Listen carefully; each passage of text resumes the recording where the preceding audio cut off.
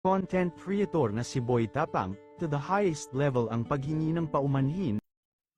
So, simply naman, we're happy to continue about creator and blogger to continue about the money releasing in income as a million. You know what? To establish our platform committed to edit descriptive video illegal, to sliding violation and content creator to sexual attention about the media or apps. Dapat sa mga taong ganyan, pinaparusahan at kinukulong. You know, ako nga gusto ko talaga kumita ng pera ng ganyang kalaki. Pero wala akong na withdraw sa aking lahat ng platform, TikTok, YouTube, all apps is no money about money my payment.